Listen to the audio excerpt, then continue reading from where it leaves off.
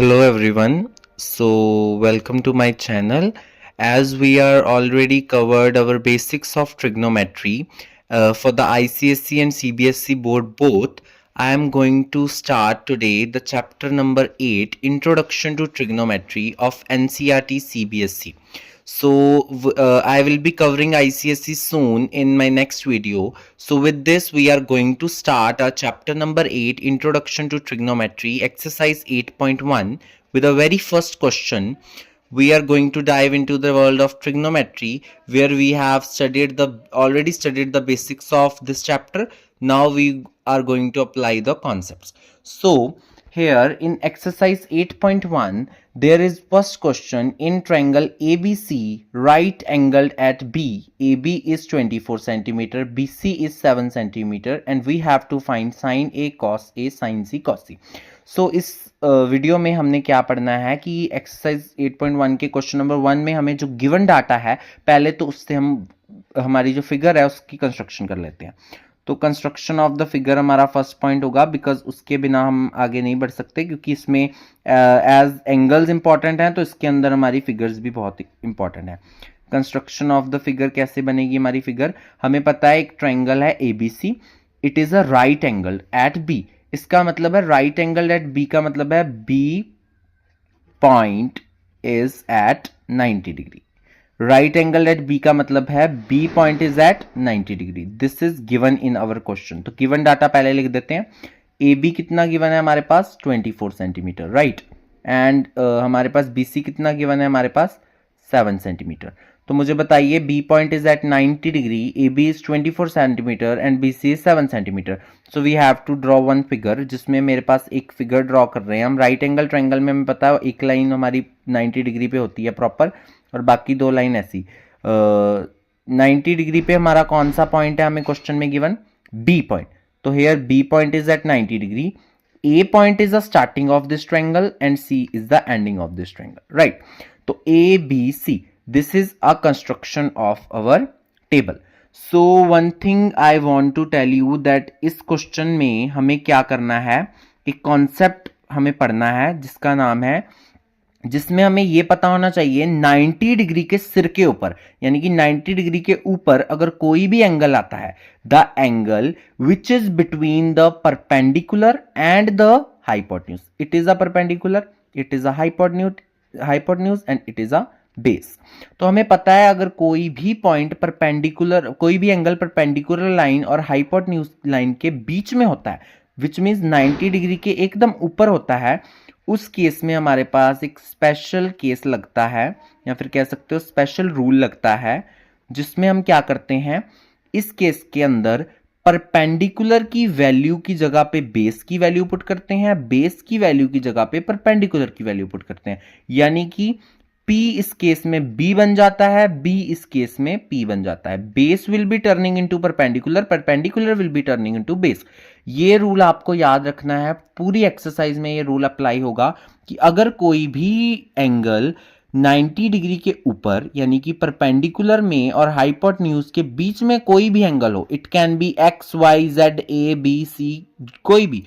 इसमें अगर एक, ये नहीं कि इसमें ए वाला है स्पेशल केस तो हमें हर जगह ए ही देखना है, no, A can be here also. यहां पे जो भी वेरिएबल होगा उसकी कैटेगरी के लिए हमारे पास ये वाला रूल लगेगा कि परपेंडिकुलर टर्न हो जाएगा बेस में, बेस टर्न हो जाएगा परपेंडिकुलर में. सी, उन्होंने हमें वैल्यूज दी हैं ए बी की. A B is a perpendicular, तो परपेंडिकुलर कितना दिया है हमारे पास 24 सेंटीमीटर. बी सी क्या है हमारा बेस, बेस कितना दिया है 7 सेंटीमीटर. यानी कि हमें हाइपोटेन्यूज दी ही नहीं है, हाइपोटेन्यूज हम पहले निकालेंगे. तो आपको जैसे कि पता होगा इसमें पाइथागोरस थ्योरम लगती है. पाइथागोरस थ्योरम में हम, इस पाइथागोरस थ्योरम से हम क्या निकाल लेंगे, हाइपोटेन्यूज की वैल्यू. तो पाइथागोरस थ्योरम क्या कहती है हमारे पास, H square is equal to base square plus perpendicular square. ये आपको पता होगी, हमने शुरू से ये पढ़ी हुई है. एच स्क्वायर में हम क्या करेंगे, एच स्क्वायर की जगह पे हम क्या पुट करेंगे, हाइपोटेन्यूज की वैल्यू. हाइपोटेन्यूज की वैल्यू हमें नहीं दी, वही तो हमें फाइंड करनी है. तो एच स्क्वायर को एज इट इज, बेस की यहाँ पे हम लिख भी लेते हैं. एच हमारे पास गिवन नहीं है, बेस हमारे पास कितना है 7 सेंटीमीटर, एंड परपेंडिकुलर हमारे पास कितना है 24 सेंटीमीटर. तो बेस की जगह पे मैं 7 सेंटीमीटर 7 का स्क्वायर प्लस हमारे पास परपेंडिकुलर की जगह पे हम क्या पुट करेंगे 24 सेंटीमीटर की। H square is equal to 7 का स्क्वायर होता है 49, 24 मल्टीप्लाई 24 आप कर देख सकते हैं। तो 24 मल्टीप्लाई 24 मोस्ट प्रोबेबली हमारे पास 576 आता है। 4 4 ज़ा 16, 4 2 ज़ा 8 1 9, 2 4 ज़ा 8, 2 2 ज़ा 4, यहाँ पे 6 8 8 कितने होते हैं 16, एक 17 एंड 4 1 5, तो 576। 576 plus 49 will be 625, right. And then 625 को हम अगर देखें, यहाँ पे ये चीज स्क्वायर की है। मैंने पिछली वीडियो में बताया था कि अगर कोई चीज इक्वल टू के इधर किसी भी साइन में है तो उसका साइन चेंज हो जाता है उधर जाकर। ये यहाँ स्क्वायर की उधर जाके रूट, तो h is equal to root 625। And अभी ये नहीं सोचना रूट आ गया तो हम क्या करेंगे, हमें प्राइम फैक्टराइजेशन आती है, पहले you have to try for the perfect square, तो प्राइम फैक्टराइजेशन से आ जाते हैं। 5 से शुरू करेंगे, यहाँ आएगा 125, 5 से शुरू करेंगे, यहाँ आएगा 25, 5 से शुरू करेंगे, यहाँ आएगा 5, देन 5 एंड देन ये पेयरिंग हो गई। 5 5 ज़ा 25, तो हमारा आंसर आ गया 25, राइट। 25 सेंटीमीटर हमारा क्या आ गया, हाइपोटेन्यूज। तो हमने इस क्वेश्चन में हाइपोटेन्यूज फाइंड कर लिया। अब हमारे पास सारी वैल्यूज आ गई। हाइपोटेन्यूज 25 सेंटीमीटर, बेस इतना, परपेंडिकुलर इतना। Now we have to find our question number 1। इसमें हमें पूछा गया है साइन ए निकालिए और कॉस ए निकालिए। तो we have already studied that A वाला चीज क्या है, एक special case. A special case है, यानी कि इस वाली वैल्यूज के लिए हमें क्या करना पड़ेगा, any angle, sine cos tan cosecant secant cot कुछ भी, उस केस में अगर ए है वहां पे तो हमें उसके लिए स्पेशल केस लगाना है। बेस की जगह पे हमें क्या पुट कर देनी है, परपेंडिकुलर की वैल्यू, परपेंडिकुलर की जगह पे हमें क्या पुट कर देना है, बेस। तो हमें पता है यहाँ पे हमारे पास साइन ए के लिए हमें फॉर्मूला, तो हमें साइन और कॉस के पता है। साइन ए का फॉर्मूला क्या आएगा, पंडित बद्री प्रसाद हरर बोले के अकॉर्डिंग पी अपॉन एच आता है इसका, और कॉस ए के लिए हमारे पास आता है B upon H. Again, if you have not studied from the previous video, you will be not able to relate, but mostly pre board वगैरह का टाइम है, तो आई होप कि आप लोगों को रिलेट कर रहा होगा ये वाला टॉपिक ऑब्वियसली।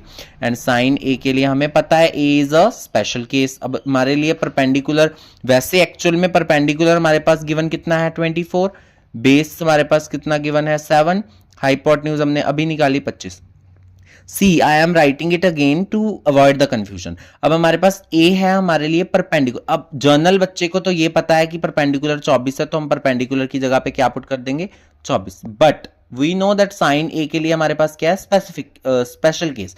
उस स्पेशल केस में हमें पता है परपेंडिकुलर की जगह पे हमें बेस की वैल्यू पुट करनी होती है, लाइक 7 पुट करना है बेस की जगह, परपेंडिकुलर की जगह, क्योंकि perpendicular will be turning into base 7 centimetre. Hypotenuse कितनी पुट करनी है 25।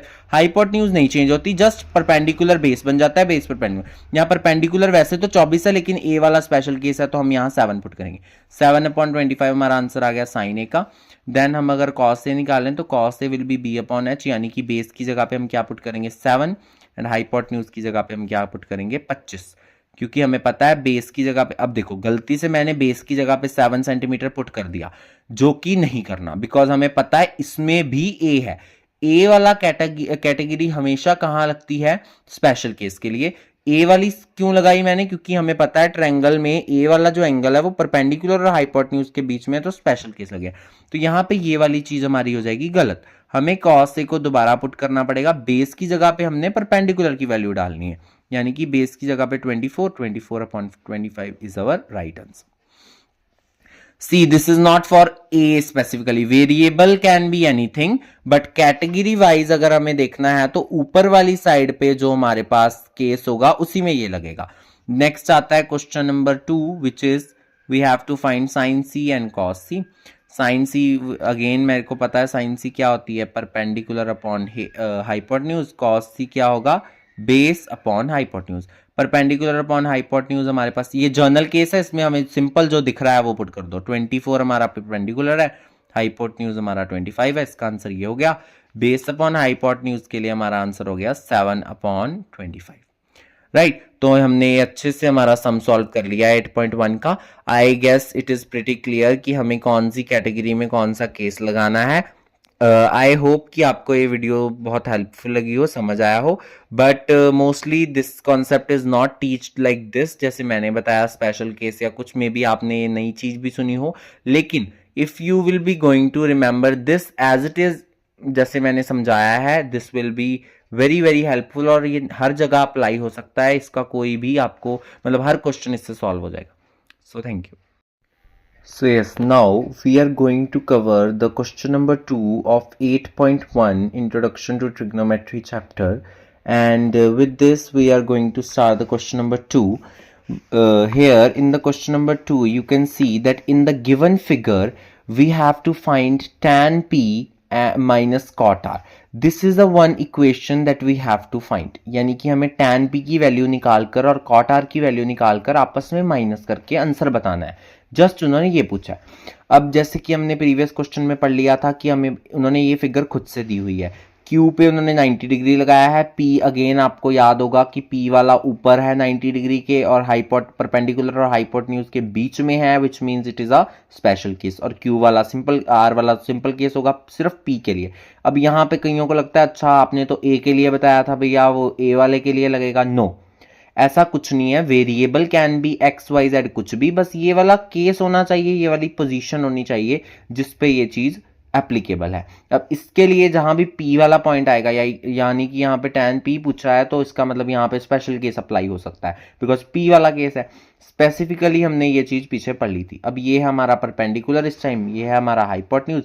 बेस हमें उन्होंने इस बार गिवन नहीं दिया, तो बेस हम निकाल लेते हैं. तो we know by applying Pythagoras theorem, Pythagoras से हमें उसका आराम से बेस मिल जाएगा, which is H square is equal to base square plus perpendicular square. हमें पता है हमारे पास एच स्क्वायर की जगह पे उन्होंने 13 का स्क्वायर ऑलरेडी हमें 13 दिया हुआ है. बेस कितना है हमारे पास नहीं गिवन. परपेंडिकुलर हमें ऑलरेडी गिवन है 12 का कर लेंगे स्क्वायर. अब मुझे पता है 13 का स्क्वायर होता है 169, बेस का स्क्वायर 20, बेस का स्क्वायर नहीं दिया तो ऐसे ही 12 का स्क्वायर होता है 144.